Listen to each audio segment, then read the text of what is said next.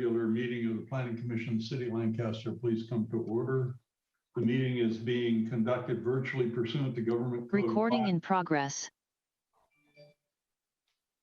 Oh, now it's being conducted. Okay. I just had an audio tell me that it's actually working, right?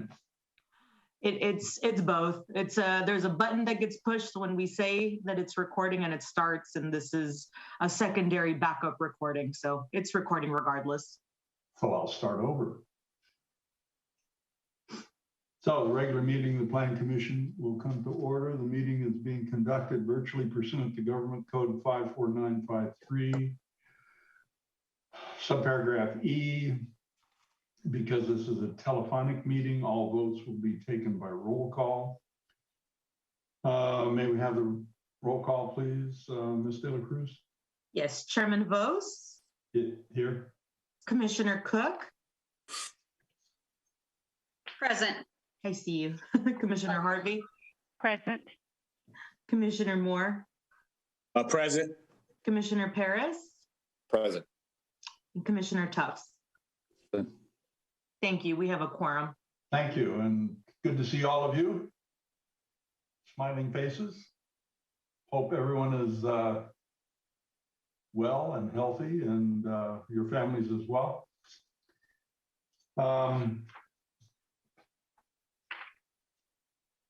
If you join me in a brief invocation, then please. As we gather this evening to make our Planning Commission decisions for our community, may we use only our best skills and judgment, keeping ourselves impartial, neutral, as we consider the merits and challenges of each matter before us. As we deliberate, guide us to always act in accordance with what is best for our community and for our fellow citizens. In his name, I pray. Amen.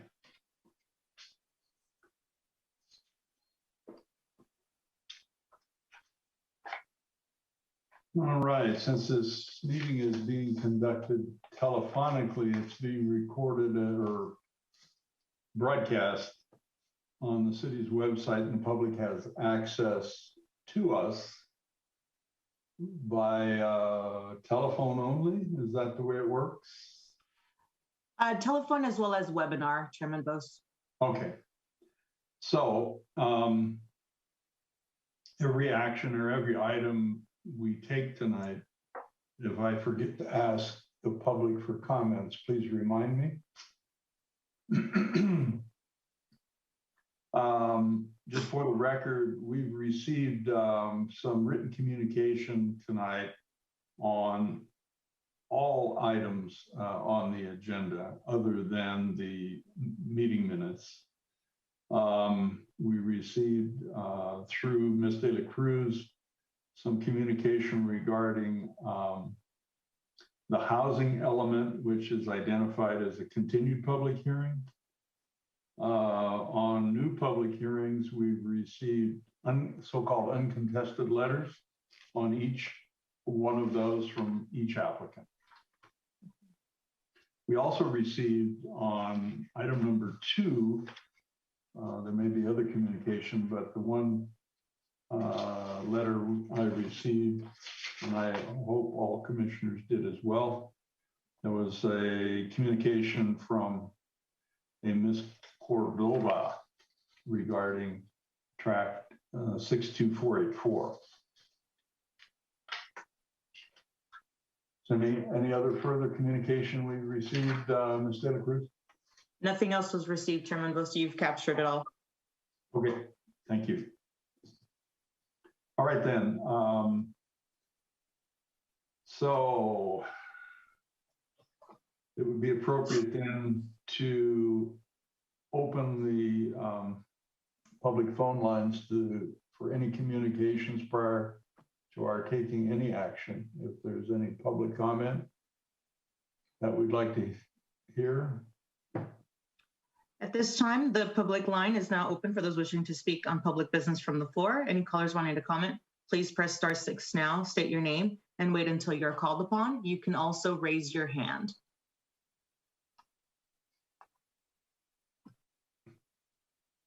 Caller with the last four numbers, 2417. And this would be on items that are not on the agenda. We'll call those specifically for folks who wish to comment on those items.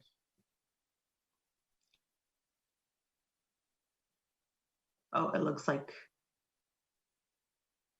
8217 2417. or 2417. Yes, hello. Hello. Hi, we can hear you. Yeah. Okay, yeah, I wanted to speak on item number 1, the housing element update, so I could hold my comment till then. Okay, thank you.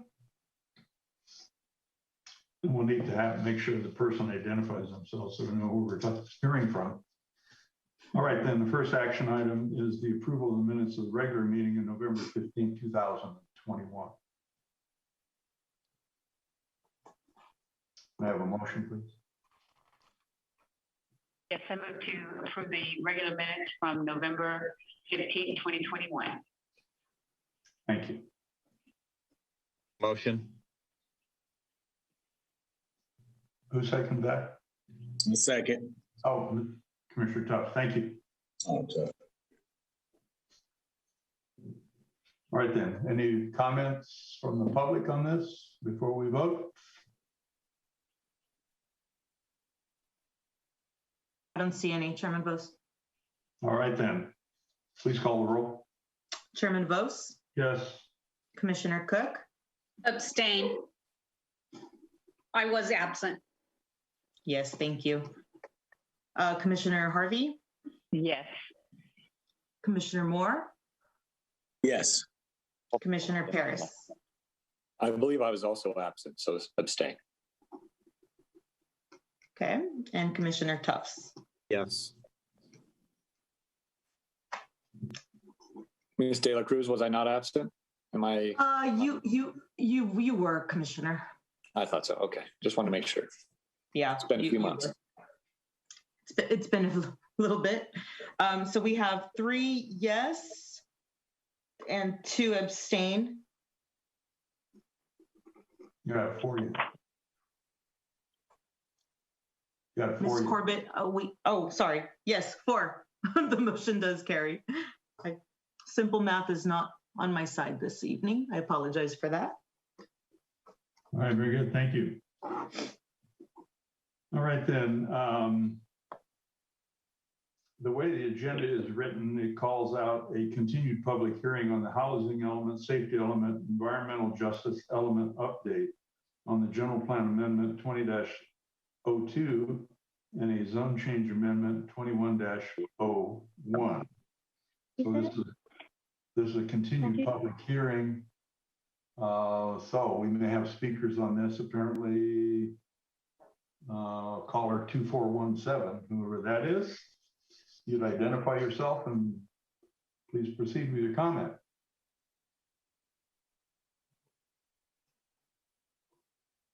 Caller 2417, you can unmute yourself, please. Hi, how are you guys doing tonight? My name is Jared Langford. I'm a representative of Carpenters Local Union 661. Carpenters Local 661 represents nearly 2,000 working families that live right here in the Antelope Valley area. I wanted to comment on the housing element update. I know that there's a dire need for housing in the state of California, and we need to address these issues. But if we're going to address the issues of housing, we also need to address the issue of the rampant underground economy that happens on these housing projects. All across the Antelope Valley, even down all over Los Angeles County, when you go on residential job sites, whether it's single family homes, mixed use residential, condos, there's some sort of underground economy, cash pay, tax fraud, payroll fraud, workers being threatened to work for cash and work under other Social Security names. And it just got to stop. We can't wait another 8 years to address what's going on in the housing.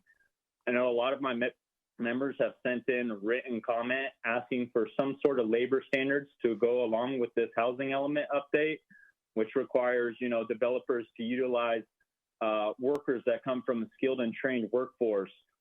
Make sure that these workers have paid sick leave, that they've got some sort of medical benefits. A lot of these guys are out there framing houses and pouring these foundations, and a lot of them don't even have healthcare benefits, and we're in the middle of a pandemic. So, you know, as I said, there's a lot of rampant underground economy happening on projects all across the region. And these housing elements only come around once every 8 years. So it's a good time to address the issues that are going on. You'll hear from some of my colleagues that it's actually, you know, we're subsidizing for these low wages. We're allowing these developers to use contractors that drive down wages. And then you and me, the taxpayer, are paying for these people to be on government subsidies. And it's ridiculous. So something needs to happen. We need to create opportunity for locals to go to work and be able to know that they could work on building a residential house, single family tract home, or a mixed use apartment here in the Antelope Valley, and not get screwed on their wages and not have to drive to LA every single day to make the wages that they do. So I ask that you guys make a recommendation and look into putting skilled and trained language and some sort of insulation that provides labor standards on this housing element. Thank you. Thank you for your comments. Do we have any other callers? We do. Josh Christensen, you can go ahead and unmute yourself. Hey, how's everyone doing today? Thank you for taking my call. And I just want to talk a little bit about research that was done by UC Berkeley. It's regarding what Jared was just mentioning about funding. It's about funding, you know, our tax dollars. Where is our tax dollars really going in the sorts of construction of these workers that aren't being, you know, don't have health care for their families? Who's subsidizing it? The taxpayers are. So there's a study done just last year. It says the construction is a large, vital industry in the construction of California accounting. It's accounted for of $107 billion. So for every dollar in California earned, every $25 earned in California, $1 from construction. So we find two types of construction. We have you have a commercial side and we have a residential side. 99% of the commercial side is usually a union negotiated union you know, contractors that do that, where those workers do get that those assistance through their collective bargaining agreements. They get it through their contractors. But on the residential side, we see a lot of workers that do not get that. Unfortunately, they have to resort to you know, these subsidies. It's about 50% of all construction workers are usually on some kind of subsidies in the state of California. The study said it averages up to about $3 billion a year of the taxpayers' dollars. So actually, in reality, we're actually hurting ourselves by you know, we're building all these great houses is good, but we got to put stuff in there that protects these workers. Not only protects these workers, but protects our tax dollars that you and I and all of us here, you know, pay you know, all the yearly to because it's the law. We're here to do our civic duty and pay our taxes. Let's make sure those $3 billion tax dollars goes to something that, you know, that can go to these roads, can go to you know, fight the homelessness, find ways to be able to use that properly. All I'm asking, along with these carpenters, is to implement you know, language and in this housing element that requires skilled and trained labor, that requires you know, folks to have a requirement to have health care by these contractors. And that's what we're asking for today. And we appreciate your time, and we're thankful for the work that you guys do day in and day out. It's you guys are the city heroes, and we appreciate you guys. Thank you. Thank you for your comments. Do we have any other speakers? We don't have any other speakers, Chairman. All right, then. This public hearing will continue to future meetings. And so continue on the agendas, correct? Correct. Right. All right, then. The items continued. The next items we have before us tonight are new public hearings. So without objection, the public hearing on item number 2, tract map number 62484 is open. Chairman Bose, before we begin, I'd like to comment on Josh and Jerry's comments themselves, if that's okay. Okay. Yeah, I'm sorry. I didn't ask the members for your input. Josh, Jerry. Go right ahead. Josh, Jerry. We sincerely take your comments to heart. Josh, you're over here on the right side of my screen, so please forgive me for not looking at the camera because I'm looking at your face. But we sincerely take your comments to heart, and we will most certainly look into what you guys have discussed, because this is very important to our city. And like you said, you guys are the backbone. Without you, none of this is going to work. So whatever we have to do to take care of you guys, we're most certainly going to work towards that. Okay. All right. And then Josh, if you could put your phone number in the chat, I'd like to call you and discuss this with you separately. Otherwise, I'll call Jerry and get it from Jerry, because I got Jerry's number right here. So I'm not able to put anything on the chat, but Just say it out loud for me real quick. I would, Mr. Commissioner Paris, Josh, do you have my contact information? I do not. Okay. All right, let's go through Larissa, Josh. I think that's actually the way we're supposed to do it. Okay. Yeah, I just for privacy, I wouldn't want to put Mr. Christensen's phone number out into the world. Fair enough. But I can provide you with my email, Josh. Okay, give me 1 second. All right, shoot.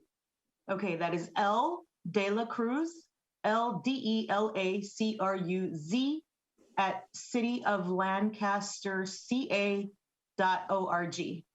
Same goes for the other gentleman.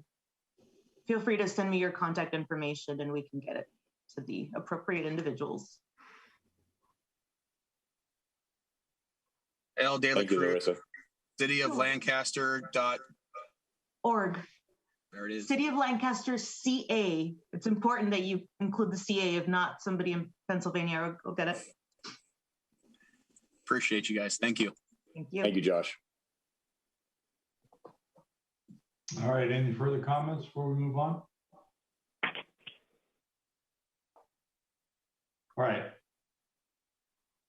So we're on tentative tract map number 62484. Ms. Garibay is presenting on this. Ms. Garibay? They kick us off for the year. Hopefully it goes well. Okay. Good evening, Chairman Bose and members of the Planning Commission.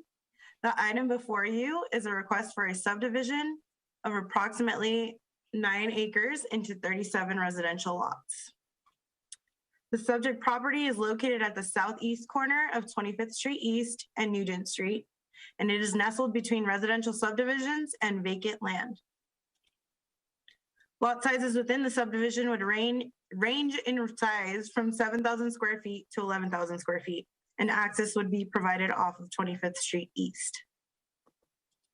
With that, staff recommends the Planning Commission adopt resolution number 22-01, approving tentative tract map number 62484 and adopting a mitigated negative declaration.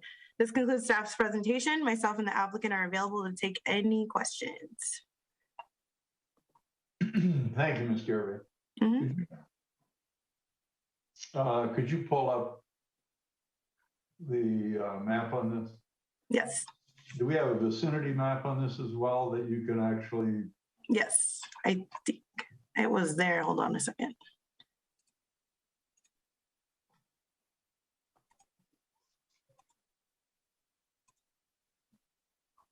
Okay. I don't know why it's not coming up. Nope. Well, you can see it here. That's good enough. Okay, there. Very good. Thank you. No problem. All right, then do we have any public comments on this? Anybody wishing to speak on this item can do so at this time. Jason Green.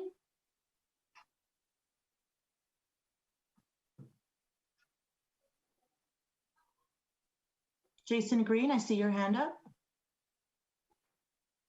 Can you hear me? Yes, we can hear you now. Sorry about that. First of all, good evening, board members. I had my hand up for the first item. I do apologize. I believe you guys just checked on me now. So is it too late to speak, or would I have a chance to speak by chance? Chairman Vos, it is too late for that item since we've already opened the public hearing on this. Okay, maybe next time can just someone maybe check the chat box, or because I had my hand raised the whole entire time. Thank you very much. Appreciate it. Mr. Green, the item is continued to the next Planning Commission meeting. You are more than welcome to submit any comments before then, or you can also log into that call as well. Okay, I do appreciate it. Thank you very much. You're welcome. Larissa, is it possible we give him a few minutes and let him do it now? Guys, Or is it just against the rules? Excuse me. Okay, we moved on. It's a continued item. We'll pick it up at the next meeting. Yes, Chairman. We're on number 2. Any questions regarding item number 2, track map 62484? I don't have anybody wishing to speak on that one, Okay, Chairman.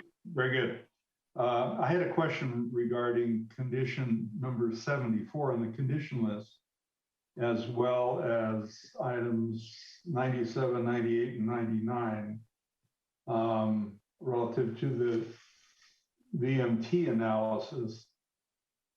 I believe this is the first time we've seen this specific condition that I recall at any rate.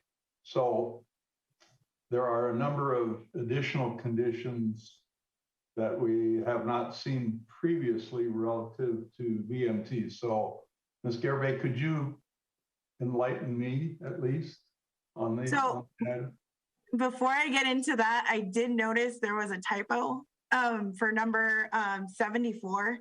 It's actually supposed to say, hold on one second.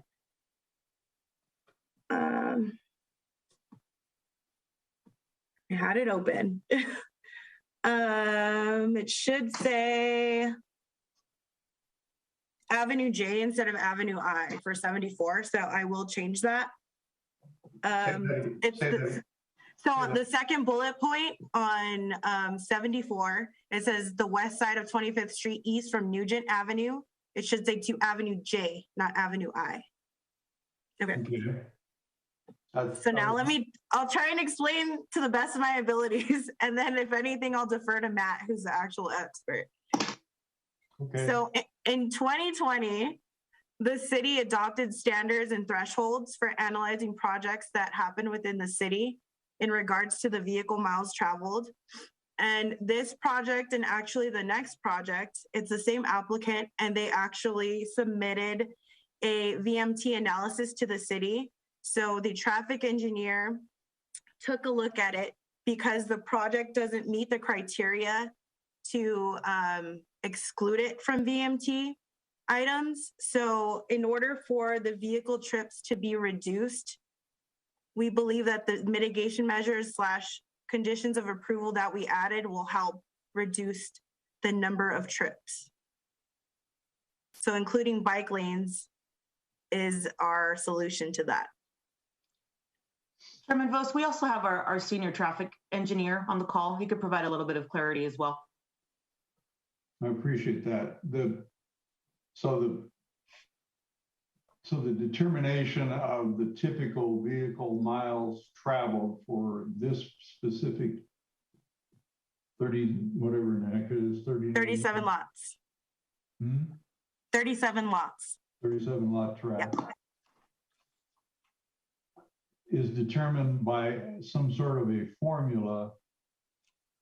And so tell me, how does it work?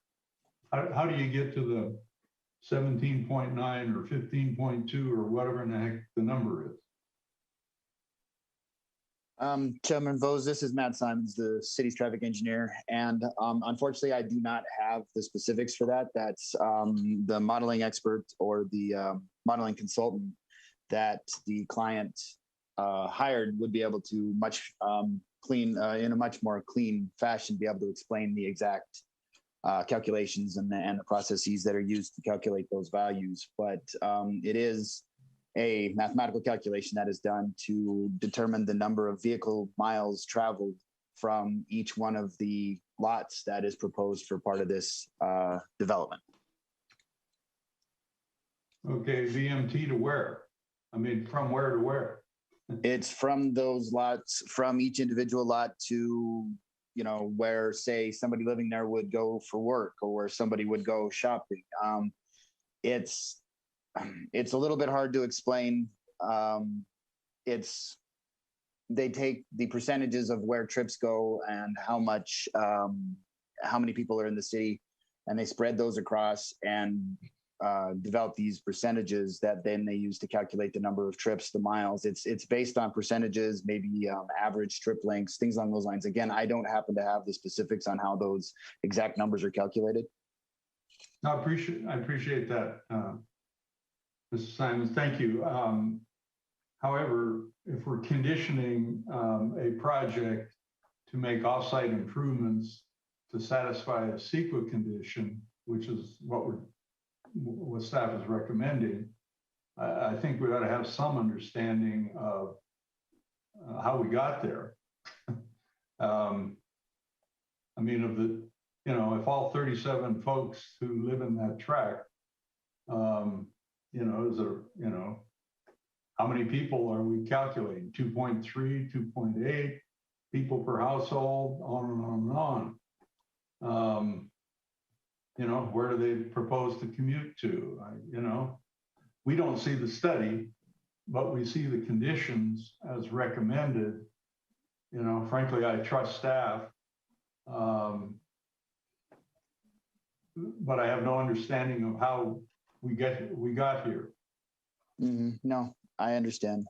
Unfortunately, the process is a little bit of a black box. Even to myself, I'm not completely versed in how they are calculated, but I do know that the consultant that is being used by the applicant is known as one of the leaders in the field for this particular type of analysis. And so I do trust the analysis. I trust the results that we're getting from them. So at this moment, that's really all I could tell you. All right, thank you. Chairman Vos, the applicant may have their team on the call as well. They can probably share a little bit of light on that. Yeah, I saw Ms. Pinera's on there. Hi. Hi, good evening, Chairman Vos. Thank you for being here. Unfortunately, I don't have our representative here tonight from Fair and Pierce, but I would maybe have everyone refer to page 44 of the initial study. It has the exact information that was derived from our report, our VMT report, talks about the threshold and what has been exceeded, and then what had to be done in order to mitigate for those results. So again, the conclusion is the mitigation measures to install bike lanes, and we have some street striping and improvements that also will be required that are conditioned. This is a very complicated subject. We rely on these experts to prepare these reports, and we are relying on their expertise for these results.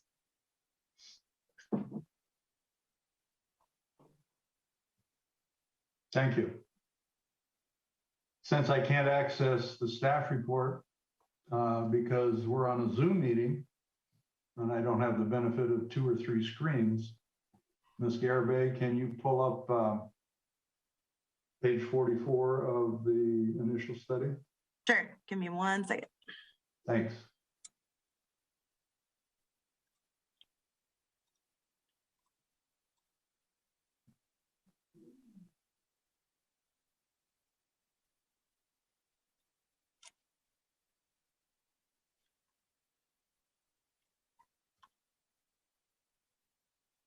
Okay.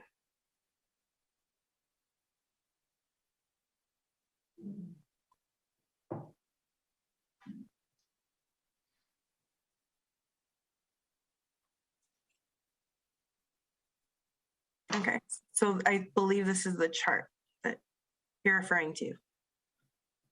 Correct.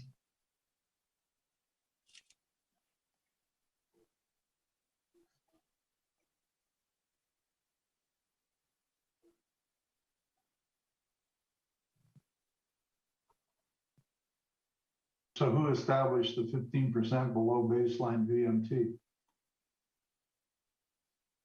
Chairman Vos, that was the threshold that was established by the City Council in July of 2020 when we adopted our thresholds for VMT. It's the 15% below the area average that projects must meet. They either are in an area that's the project is screened out for a variety of reasons, or they generate VMT below that threshold. And if they don't, then they need to reduce their VMTs to that 15% below the threshold or more. And then the state has established some calculations as to how individual types of mitigation can reduce VMTs on a project by project basis. And that was what was used to get these projects down below that threshold.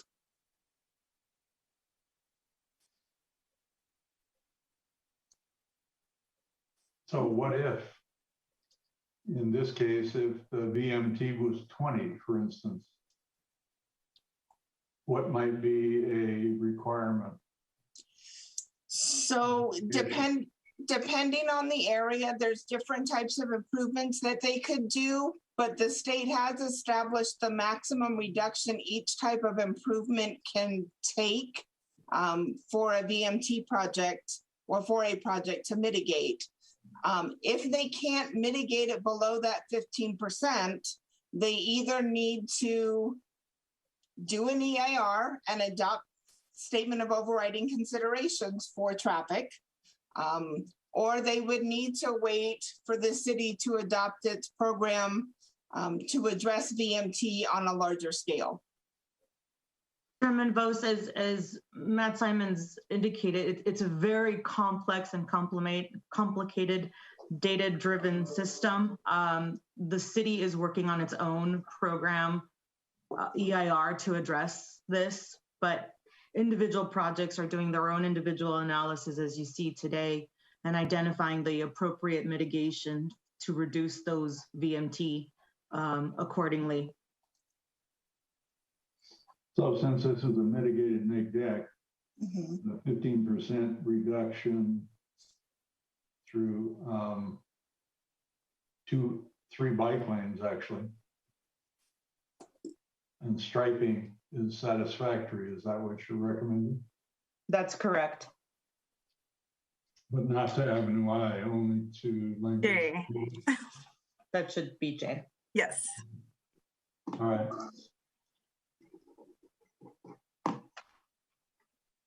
All right, anyone else have any questions before we move on?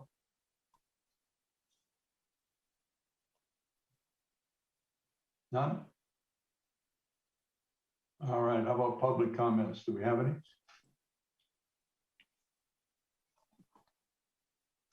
At this time, anybody wishing to speak on this item may do so by raising your hand or pressing *6.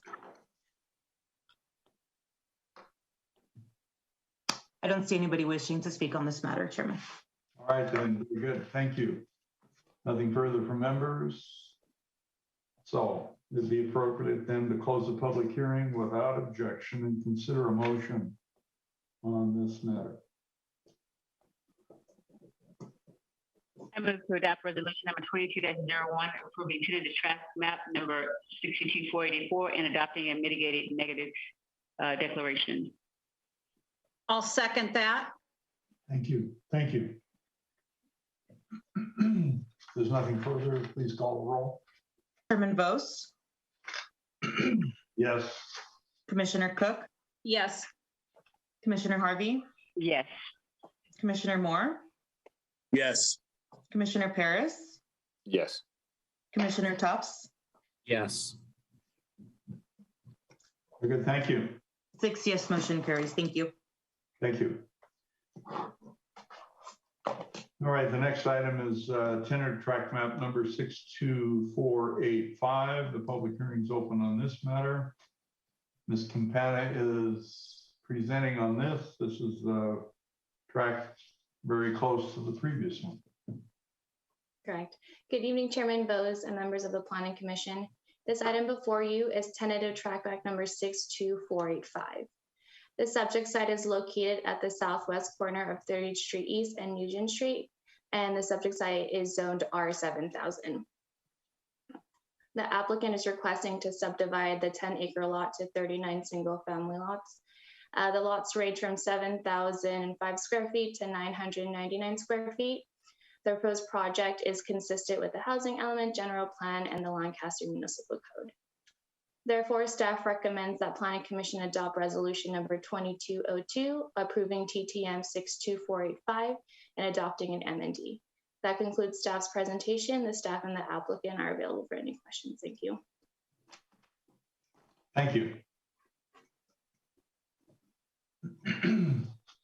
Members have any questions or comments on this matter?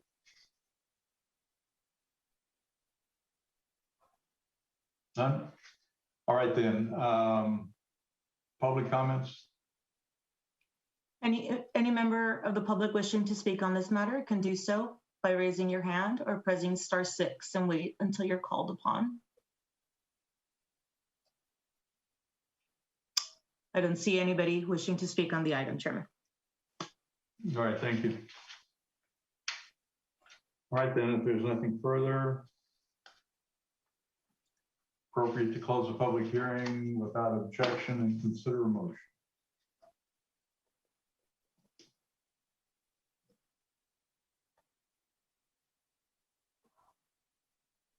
I move to adopt resolution number 22-02, approving the tentative track map TM and number 62485 to allow for the subdivision of 10 gross acres into 39 single homes, family lots.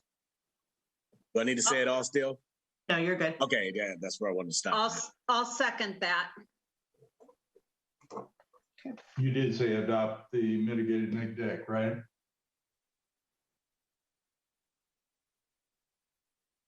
Yeah. And adopting the mitigated negative declaration. Sorry. Right. Thank you. And I second that. Thank you.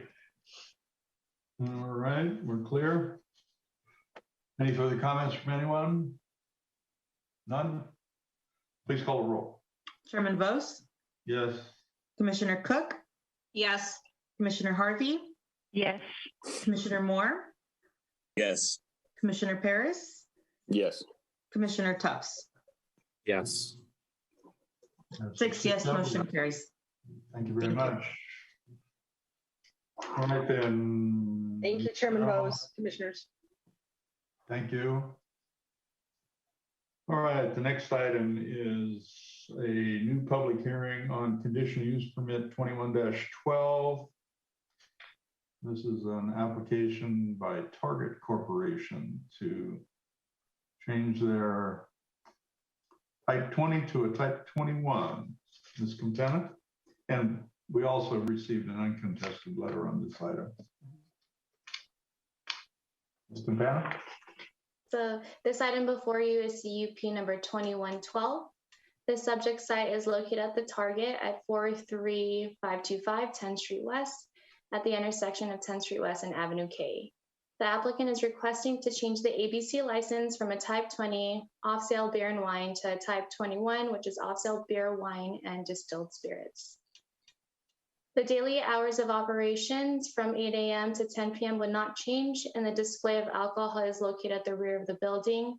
The square footage of sales floor area of alcohol beverages is less than 5%. Then the project would be consistent with the general plan and the Lancaster Municipal Code. Therefore, staff recommends that Planning Commission adopt resolution number 2203, approving CUP 2112 to allow for a change of ABC license from a type 20 to a type 21 for a target located at 43525 10th Street West. That concludes staff's presentation. Staff and the applicant are available for any questions. Thank you.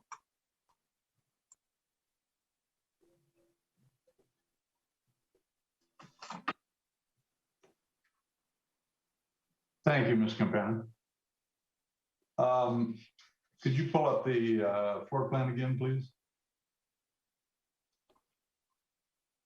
And the conditions relative to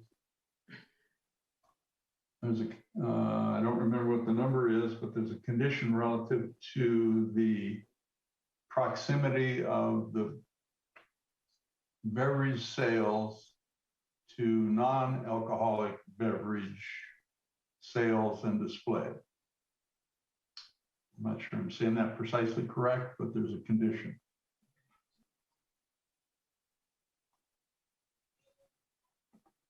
Let me pull that up real quick. All right, take your time.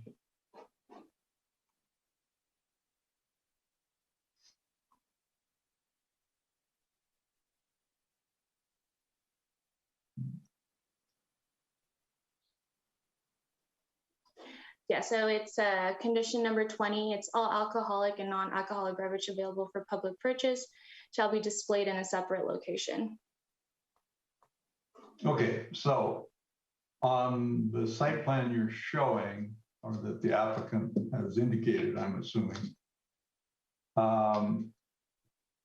since it's not blown up enough to be able to determine where the non-alcoholic beverage display and sales are either currently being merchandised or proposed to be merchandised, how do we know? I believe the applicant is on the line, and he'll be able to answer any questions in regards to the layout of the floor plan there. So director for the Target store. The alcohol is its own separate aisle, and then it's, I believe, the regular beverage is about 5 aisles down, and then the water is the back wall of this store as well. Okay. So on the sorry. Go ahead. Apologize. All right. I didn't hear clearly what you said. It's a 5 aisle difference. So alcohol will be its own separate aisle where it's going to be beer, wine, and liquor will be one aisle, and then 4 to 5 aisles down will be our beverage aisle, which is our juices, sodas, and things like that. And then the back wall has our water, which is again separate from everything else. When you say 4 aisles down, it'll be in between. So between alcohol, I believe, is like cereal, snacks, candy as well, and then it goes into soda, juices, and then to the left back wall, against the wall, the far side of it is going to be like where we have like, distilled water cases like that. So are you proposing to have your spirits enclosed and locked or open shelves? I believe there'll be open shelves. We'll have some safety protections from our asset protection team for higher end spirits. Okay.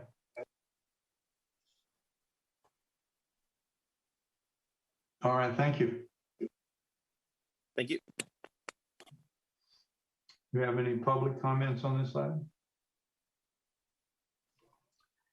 Anybody wishing to speak on this item can do so now by raising your hand or pressing *6. There aren't any members wishing to speak, Chairman. All right, thank you. Members, anything further? Yes, I do have one question. So thank you for joining us this evening, Hugo, and giving us an opportunity to ask questions. I did have a question, and I just wanted to make sure clarification that I heard you correctly. So there will be some spirits, if you will, that will be locked up. That is the higher priced ones.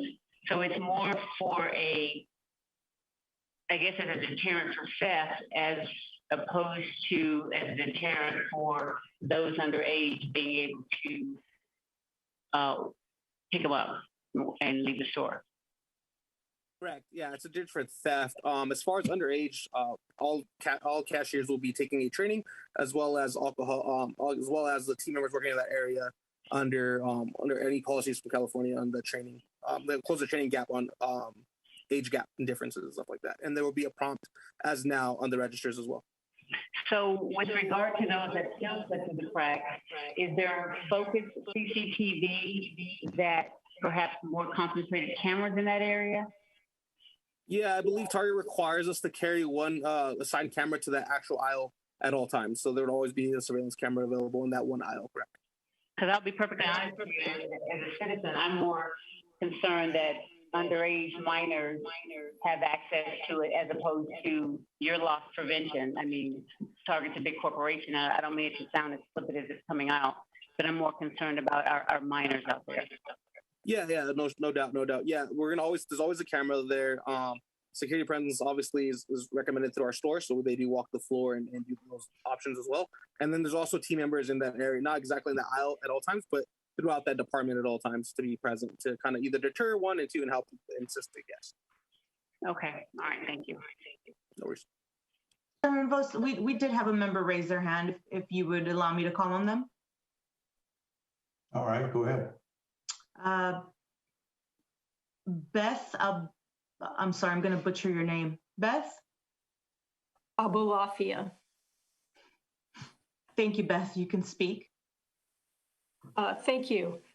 Good evening, commissioners. My name is Beth Abulafia. I'm an attorney at a firm called Hinman and Carmichael up in San Francisco. And I have done the alcohol beverage licensing for Target stores since they've been selling alcoholic beverages in their stores in California since the early 2000s. And I just wanted to introduce myself and make myself available for any questions that any of the commissioners may have. As staff indicated, we are seeking approval to change the existing Type 20 off-sale beer and wine license at the store to a Type 21 license, which allows the sale of distilled spirits as well. Target has been selling beer and wine at this store since 2003 without any incidents. And as you can imagine, since 2003, the Target store model has changed somewhat, as have a number of large retail stores, to include a much more significant grocery section.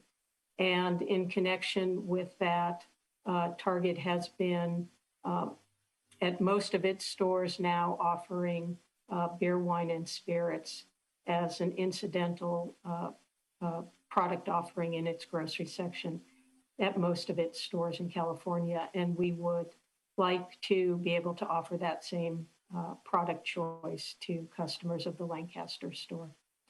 As Mr. Zuniga mentioned, all Target employees are required to be trained in responsible alcohol sales before they're allowed to be in a position of selling alcohol. We do have surveillance cameras throughout the store, as well as Target security personnel who monitor the store. So we believe that the addition of an incidental amount of distilled spirits is not going to change in any way the nature, character of Target's operations, and that it will be handled in a safe and responsible manner. So I'd be happy to answer any other questions that any of the commissioners may have. Thank you for your comments. Chairman Vogt? Ms. Harvey? Yes, I do a comment actually for Ms. Abulafia. So do you all have the analytics, the data analytics on that as far as shoplifting by underage minors for alcohol beverages that are already out on the aisle? I'm just curious, since you made the comment there's not been any problems. If I asked you to quantify, what does that mean you've not had problems? What do the numbers look like, the analytics? Hugo, I am aware of if there are incidents that come to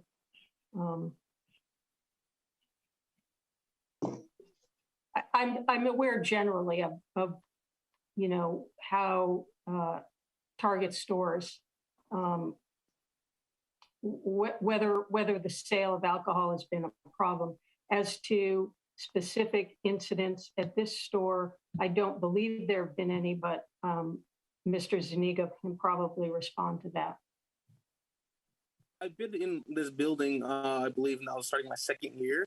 And as far as like push outs and things like that, we haven't seen any real true trend on that end since being here. As far as push outs or any theft like that, in that case. Pertaining to your question, in this location. So your answer is more anecdotal. It's not. There's no analytics. It's an No, there's no anecdotal analytics. I mean, like if I look at our case count for previous year over beer, just beer and the wine, we haven't had anything with apprehending a minor was correlated with alcohol in our building. Okay. All right. Thank you. But Hugo, that's only in the last 2 years. Is that correct? Correct. I've only been enrolled in this building starting the second year. This is my second year, so I came in November of the following year, 2020. So what about the 17 years prior? Yeah, I would have to have my AP like run basically what it is like a case analysis because we document everything and try to see if they can close any gaps on that. Again, I would have to take that time to go through it and see what they've apprehended prior to. But I know, again, that would be gappy too, depending on how well they documented prior to my arrival. I would also add that when an application is filed with the ABC for a new license, the police department are contacted as well and have an opportunity to raise any concerns or objections they might have.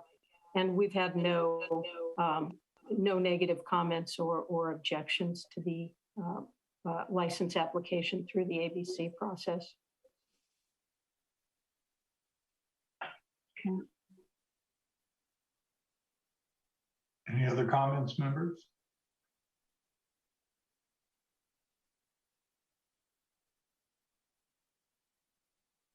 Commissioner Paris, you're frowning.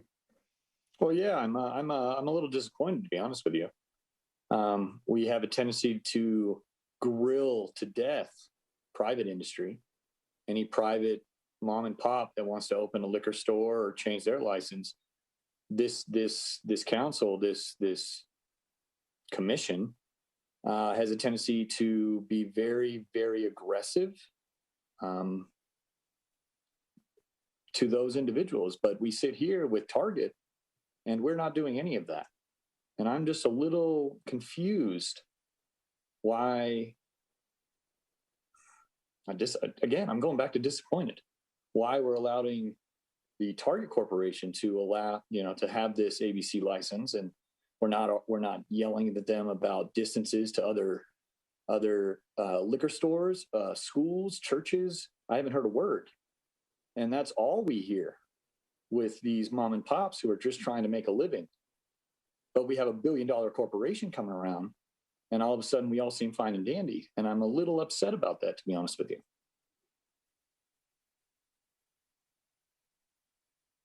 Appreciate your comments, sir. You're welcome. What hasn't been said by the applicant is, I believe, if I were the applicant, I'd be saying the reason that we're applying for this particular merchandising piece of a profit center is because all the other big box retailers in your town and everywhere else in the world merchandises similar products, and we want to compete. Now, they haven't said that, but that's the reality of it.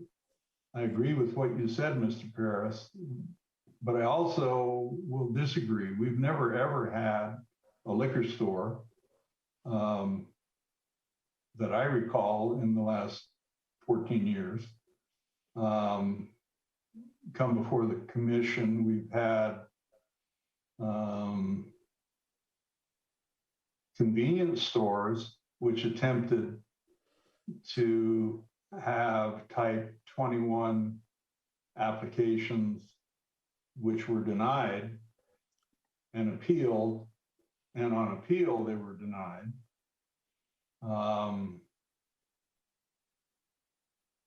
That sounds like semantics to me, Chairman. No, I agree. Convenience store, liquor store, semantics. Restaurants. I've been on this commission several years now, and I've seen multiple times convenience stores, restaurants. I can leave out liquor stores if you'd like, that you all have grilled them to death and then denied them. But here we are with Target, and everyone seems, let's go, let's give it to them. But not one question was asked about a church or a school or the nearest liquor store or the nearest place that sells alcohol. I don't understand why They're not asking for a distance waiver. I'm sorry. We're not, I'm sorry. Miss Harvey, was that you?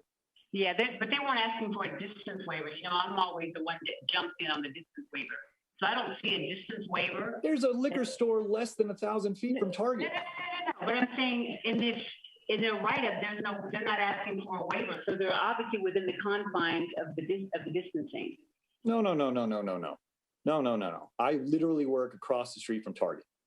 I know exactly what's around that area, and there are liquor stores in that area. So the fact that this isn't even being brought up, wait, please let me finish. Oh, go right ahead. And the fact that this isn't even being brought up until now, I'm just confused. I don't get it. Are we just tailing to is that what's happening here? Are we not letting the local population start their own stores and have their own private businesses that can actually make revenue from this? Instead, no, we're giving it to Target. I disagree. I disagree with the way this is being handled. I disagree with the way that we are questioning Target and the way that we treat our own citizens when they're trying to make a living themselves. I think this is honestly, it's not only disappointing, it's a bit shameful. I disagree with the way this is being handled.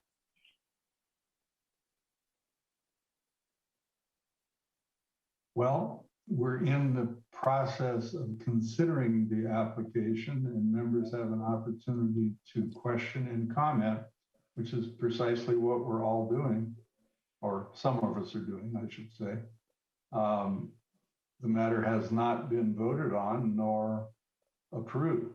So, and that's why I waited, Chairman. That's why I waited, because I wanted to see if someone was going to bring something up, and no one said a word.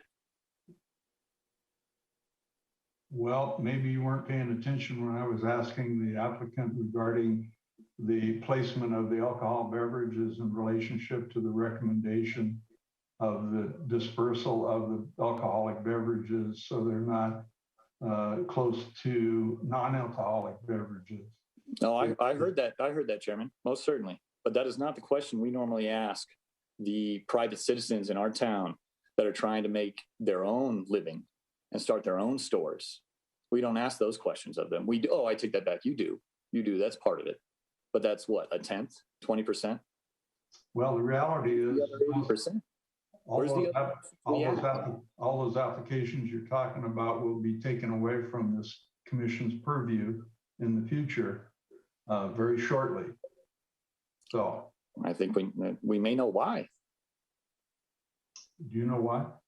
I said we may know now. We may know why now, because this does not make sense to me.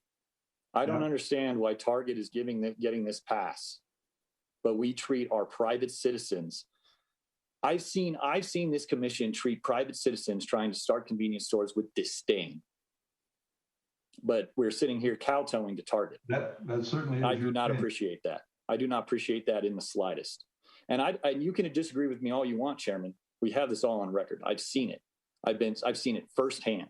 I just don't get why Target is now getting this pass, and we treat our citizens who are trying to make a living, and we won't let them do it. How many gas stations have we had come in and asked to get licenses because across the street gets licenses, and we don't give it to them? What's the difference here? What's the difference? Actually, all of those have been approved. Not by us. I saw you guys all decline it. I was the only one that voted yes. I remember it vividly. I just don't get it. I am confused. I am confused why we're allowing Target this. But any private citizen. Is there? Can you answer that question, Chairman? Can anyone? Why we're doing that? Commissioner Paris, I did just want to add a point of clarity. Target isn't requesting a new alcohol liquor license. They already sell alcohol. This is a request to add distilled spirits only.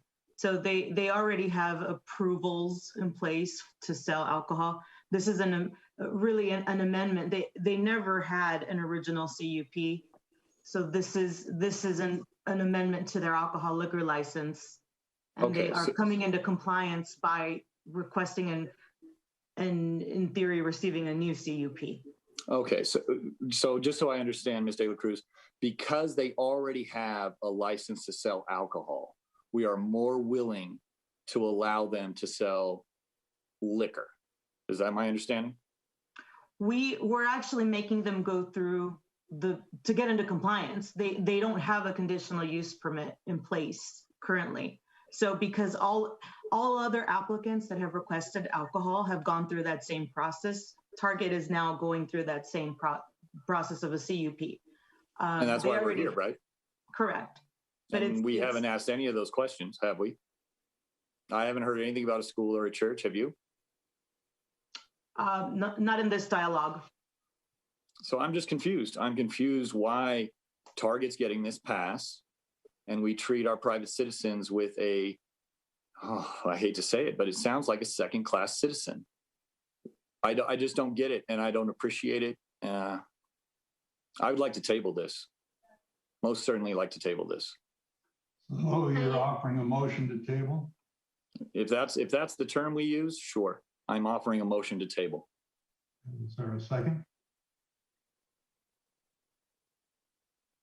And that's my point right there.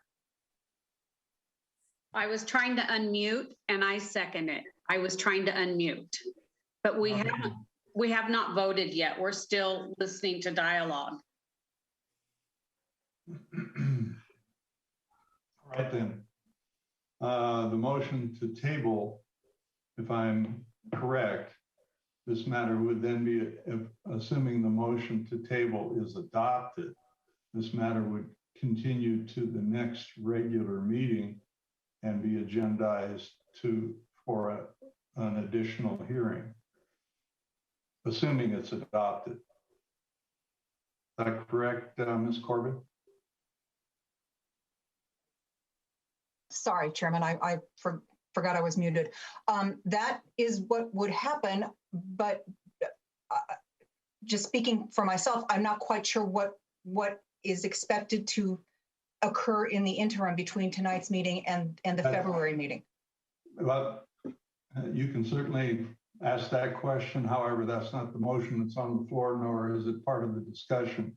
The motion to table is a priority motion, and it would be voted on now.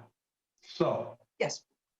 Well, Ms. Corbett, to answer your question, what I'd like done is what I'd like done, Ms. Corbett, is what we do with every other private citizen in our town. And we're not doing that here. And I'd like that done for Target. Of all people, we shouldn't be giving these things to, like, I get it. Yeah, yes, this is free enterprise, sure. But why the hell, excuse my language, why are we taking our private citizens and we run them through the muck?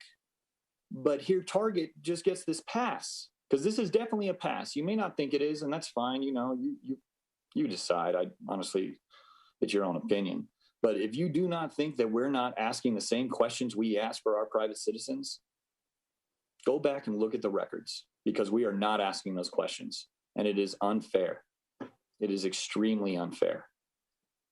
Well, you've offered a motion that's been seconded. Would you care to continue to speak to the motion, sir?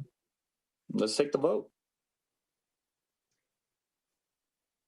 Anyone else care to comment on the motion? Members? Please call the roll. Chairman Vos? No. Commissioner Harvey? Yes. Yes to table the motion? Yeah, because I'd like to hear more, because I see that Mr. Paris has decided how I'm voting tonight, even though I had asked other questions. So I'd like to table it. Okay. Commissioner Tufts?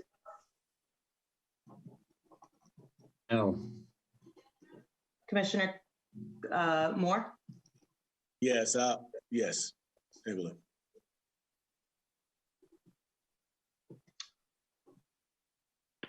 Okay.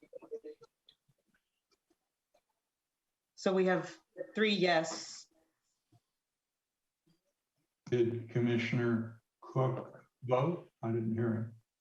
Oh, I'm sorry, Commissioner Cook. Sorry about that. Yes. All right. And so, Commissioner Paris, yes. So what's the vote? So we have four yes and 2 no. I'm sorry, I didn't hear you clearly.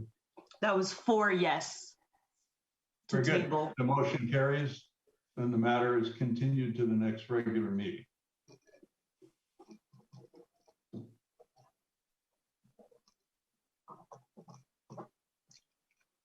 So for the applicant, this matter is continued to the next regular meeting in February.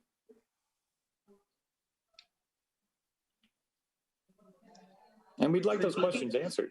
I'm sorry, do you have the date in February? That would be the 28th. And I'd like to say, Ms. Abdulafia. Abdulafia. Yeah, it's a very difficult name. I apologize. I got a crazy first name, so please forgive me. I would like those questions answered. I'd like to know the closest school, the closest church, the other liquor stores in your area within a mile radius. The same questions we ask every other applicant that comes in here. Those are the ones that need to be answered. And we haven't asked you that. So I ask that you actually answer those questions at the next meeting, please. Understand. Thank you. Ms. De La Cruz? Yes. Since we've not had a application similar to this in, I don't know when, we've had previous applications for new alcohol beverage sales, which identified geographically the existing type 20s and 21s within the marketplace. So if you could put that report together and share it with the commission prior to the meeting, appreciate it. We can do that, Chairman. Can you add the census unit, because it's based on the census unit that the ABC uses? Yeah, the census is one thing. The geographical distance is another, because you have census tracts that are divided by streets, and you may end up with 3 census tracts on this intersection for all I know. So, okay. Anything further from members before we move on? No? Okay. All right, then. The next item is item number 5, which is a new public hearing on tentative tract map number 74966. This is an application from Pacific Land on a 3-year extension of an existing tract map, I believe. Ms. Campana? This item before you is an extension for tentative tract map 74966. This is located at the northeast corner of Avenue J and 42nd Street West. This project was approved on February 24th, 2020, and the applicant stated they need more time to prepare a final map and improvement plans. Therefore, staff recommends that Planning Commission adopt resolution number 2204, granting a 3-year extension to February 24th, 2025 for TTM 74966. That concludes staff's presentation. Thank you. Thank you. Members, any comments or questions?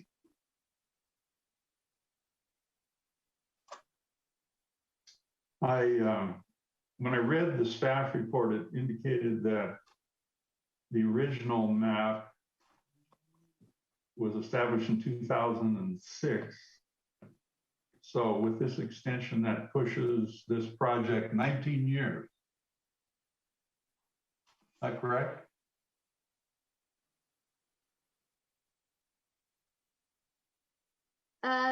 This was approved in 2020. The original map was revised, which we considered 2 years ago. The original map was created in 2006, right? So this came in as a new map in, I believe, let me check here.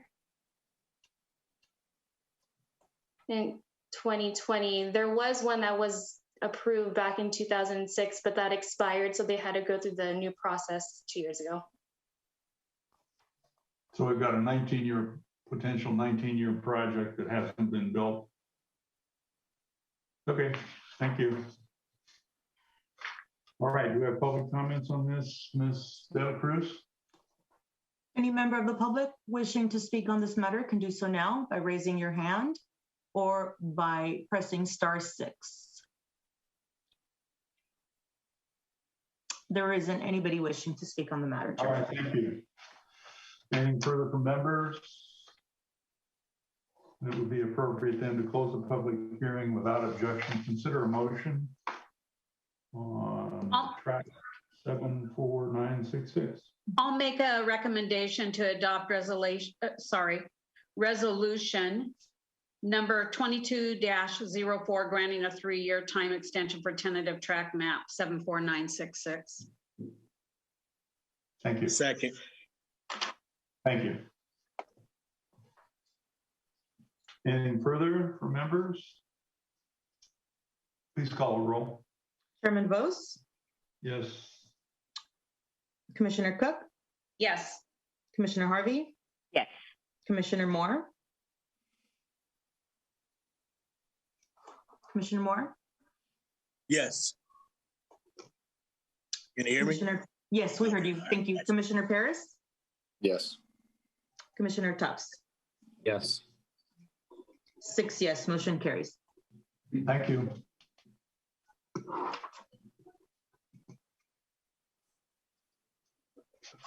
And the last action item before us is the new public hearing on tentative parcel map 82826 and conditional use permit 17-16. So the public hearing is open on this item without objection. Ms. Swain.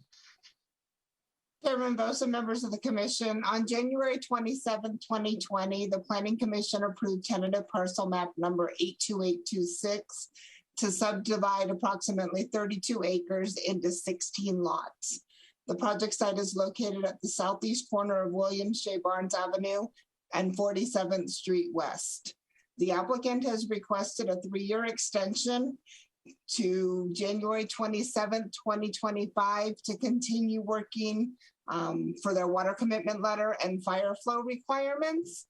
Additionally, the map is currently in plan check for grading, and staff is recommending the Planning Commission adopt resolution number 2205, granting the 3-year extension.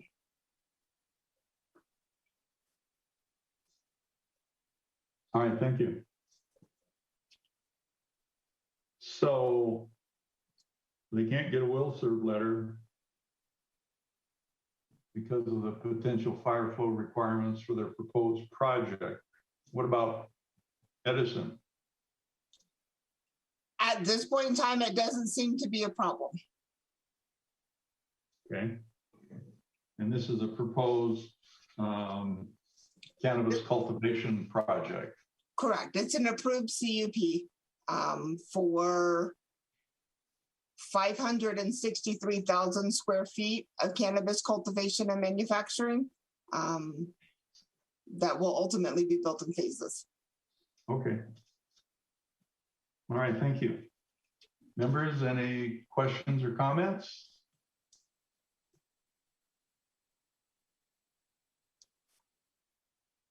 No? All right then, comments from the public on this?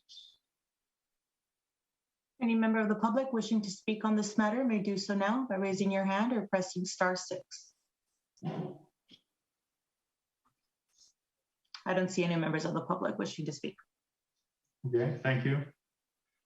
All right then, if there's nothing further, we'll close the public hearing without objection and consider a motion.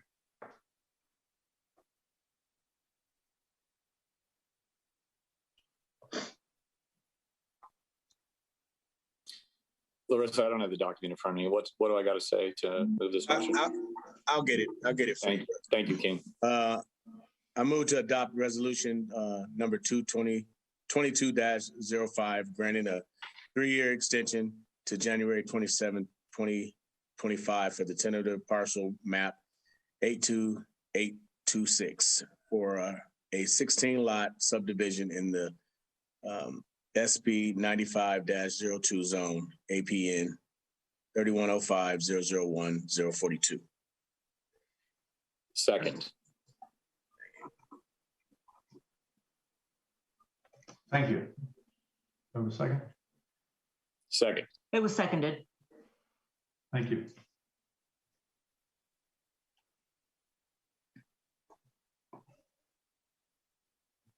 All right, anything further from members? All right, then please call the roll.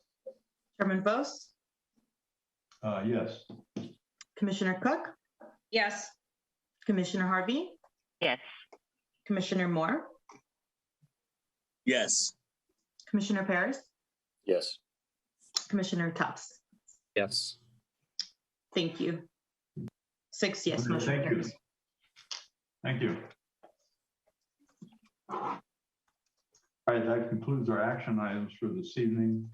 The next item is the commission agenda. I have nothing on the agenda. Anything members would like to share or comment on or add?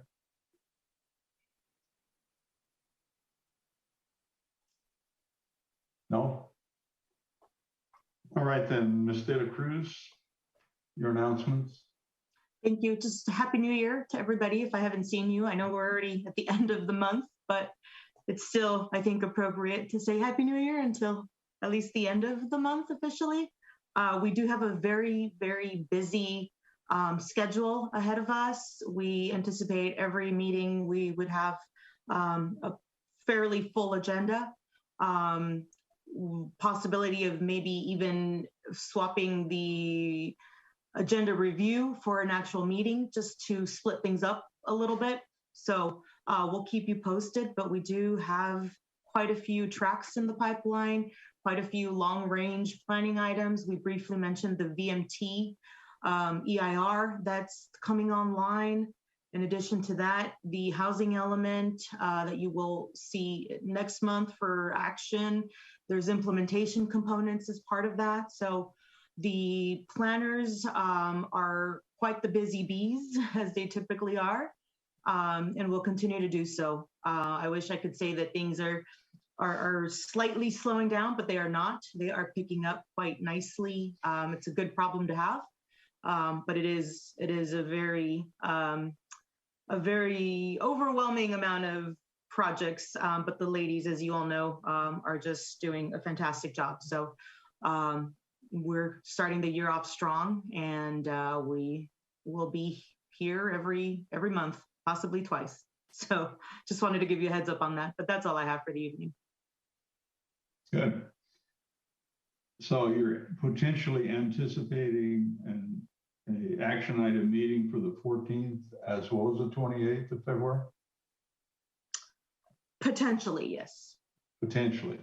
Potentially, we have our forecast that may end up that way. If it changes, then we would proceed business as usual. Okay, so we're scheduled to adjourn this meeting to the 14th. Correct. Okay. And we would still adjourn, and if anything changes, then we would adjust on our side. And since the 21st is President's Day, the regular meeting would push to the 28th. That is correct. Okay. So if it turns out that there's action items on the 14th, we actually have a meeting. We have a tabled item that would be required to be brought up at the next meeting, whenever that is. So keep that in mind when you decide what days you're going to have the meeting. That is definitely something to keep in mind, and we'll know very soon. Okay. And then March, it's the 14th and 21st as well. Okay. Okay. Right. The other day, I had asked Ms. De La Cruz to share with me the tract map activity update, if you will, on active tracks, tracks that are inactive, as well as the projects currently under construction. It was very informative, and maybe Ms. De La Cruz could share that with the members as well. So you can actually, there's actually houses growing out of the ground in our city finally. A number of projects that D.R. Horton, I believe, has got a couple projects going.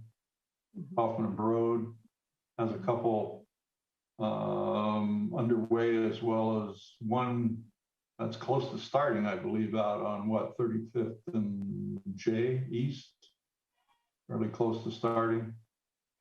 We definitely have a lot of activity. We're starting to see more sticks on the ground on the commercial side and the residential side. We also have quite a few large scale industrial projects that are in the pipeline and getting either got approvals or we're about to get approvals. There's a lot happening in town. We'll start to see more activity on the construction side, probably summer. Okay. Very good. Yeah, a number of the projects we don't see because they're not discretionary in their approval. They're used by right. So that's a considerable amount of work that the planning department deals with on a regular day-by-day basis that we're not even aware of. All right, very good. Thank you. So anything further from members around the table one time here before we adjourn? Anyone? Nope. All right, then it's time for public comments from the floor. If there are any public comments, would you call that, Ms. De La Cruz? Yes, definitely. At this time, the lines are now open for those wishing to speak on public business from the floor on non-agendized items. Any callers wanting to comment, please raise your hand or press *6. I don't see anybody on the line. Chairman Bose. All right, then. Thank you. All right, then. The meeting then is adjourned to our special meeting of February 14, 2022 at 4:30 p.m. It'll be a telephonic meeting pursuant to Government Code Section 54953, subparagraph E. Thank you all for your participation tonight. Stay safe. Thank you, Chairman. Thank you, staff.